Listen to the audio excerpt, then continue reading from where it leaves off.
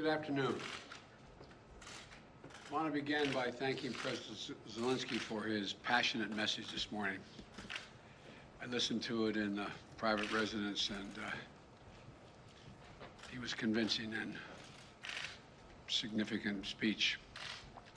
He speaks for a people who have shown remarkable courage and strength in the face of brutal aggression. Courage and strength that's inspired not only the Ukrainians, but the entire world. Putin is inflicting appalling devastation and horror on Ukraine, bombing apartment buildings, maternity wards, hospitals. I mean, it's god-awful. I was speaking about this with our commander behind me here, General Milley. I mean, it just is amazing. Yesterday, we saw reports that Russian forces were holding hundreds of doctors and patients hostage in the largest hospital in Mariupol. These are atrocities.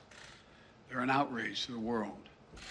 And the world is united in our support for Ukraine and our determination to make Putin pay a very heavy price.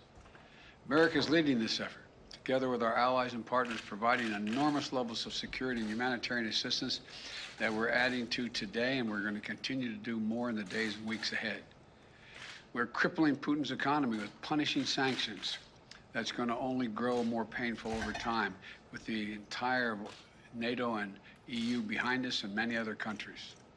What's at stake here are the principles that the United States and the United Nations and across the world stand for. It's about freedom. It's about the right of people to determine their own future. It's about making sure Ukraine will never be a victory for Putin, no matter what advances he makes on the battlefield. The American people are answering President Zelensky's call for more help, more weapons for Ukraine to defend itself, more tools to fight Russian aggression. And that's what we're doing. In fact, we started our assistance to Ukraine before this war began, as they started to do exercises along the Ukrainian border, the Russians, starting in March of last year. We took the threat of Putin invading very seriously and we acted on it. We sent Ukraine more security assistance last year, $650 million in weapons, including anti-air and anti-armor equipment, before the invasion, more than we had ever provided before. So when the invasion began, they already had in their hands the kinds of weapons they needed to counter Russian advances. And once the war started, we immediately rushed $350 million in additional aid to further address their needs. Hundreds of anti-air systems, thousands of anti-tank weapons, transport helicopters, armed patrol boats, and other high-mobility vehicles, radar systems that help track incoming artillery and unmanned drones, secure communications equipment and tactical gear, satellite imagery and analysis capacity. And it's clearly helped Ukraine inflict dramatic losses on Russian forces. On Saturday, my administration authorized another $200 million to keep a steady flow of weapons and ammunition moving to Ukraine. Now I'm once again using my presidential authority to activate an additional security assistance to continue to help Ukraine fend off Russia's assault, an additional $800 million in assistance. That brings the total of new U.S. security assistance to Ukraine to $1 billion just this week. These are direct transfers of equipment from our Department of Defense to the Ukrainian military to help them as they fight against this invasion. And I thank the Congress for appropriating these funds. This new package on its own is going to provide unprecedented assistance to Ukraine. It includes 800 anti-aircraft systems to make sure the Ukrainian military can continue to stop the planes and helicopters that have been attacking their people and to defend their Ukrainian airspace. And at the request of President Zelenskyy, we have identified and are helping Ukraine acquire additional longer-range anti-aircraft systems and the munitions for those systems. Our new assistance package also includes 9,000 anti-armor systems. These are portable, high accuracy shoulder-mounted missiles that the Ukrainian forces have been using with great effect to destroy invading tanks and armored vehicles. It'll include 7,000 small arms, machine guns, shotguns, grenade launchers to equip the Ukrainians, including the brave women and men who are defending their cities as civilians, and they're on the countryside as well. and as well as the ammunition, artillery, and mortar rounds to go with small arms, 20 million rounds in total, 20 million rounds. This will include drones, which demonstrates our commitment to sending our most cutting-edge systems to Ukraine for its defense. And we're not doing this alone. Our allies and partners have stepped up to provide significant shipments of security assistance and will continue to help facilitate these deliveries as well.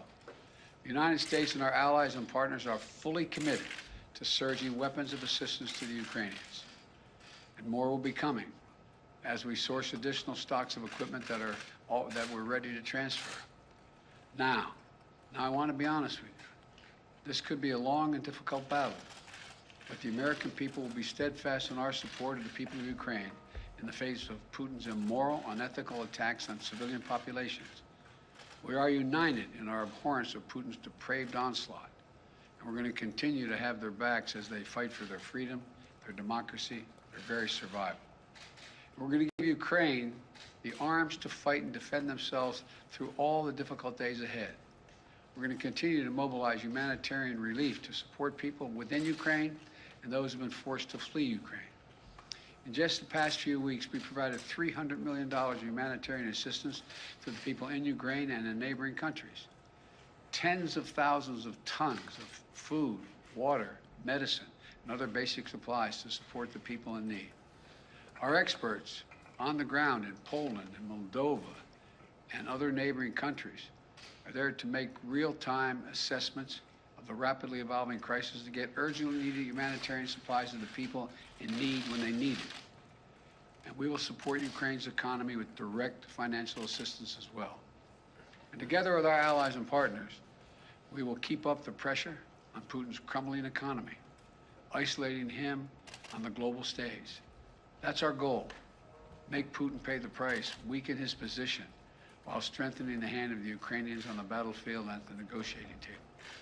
Together with our allies and partners, we're going to stay the course. And we'll do everything we can to push for and end this tragic, unnecessary war. This is a struggle that pits the appetites of an autocrat against humankind's desire to be free. And let there be no doubt, no uncertainty, no question. America stands with the forces of freedom. We always have and we always will. I thank you all and God bless you, and I'm going to walk over and sign this bill to allow the drawdown of those materials. And may God protect their young Ukrainians who are out there defending their country.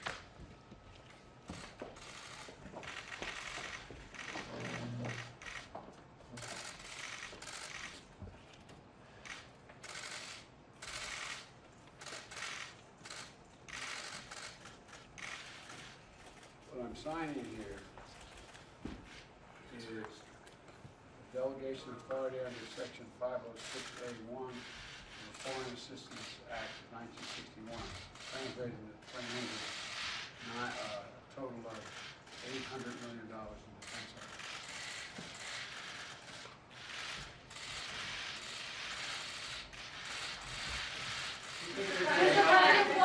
Mr. President, what will it take for you to send the Polish MiGs that President Zelenskyy is asking for?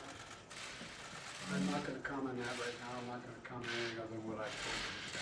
Thank you. Mr. President, quickly, you did just say that Putin is going after maternity wards, hospitals. Are you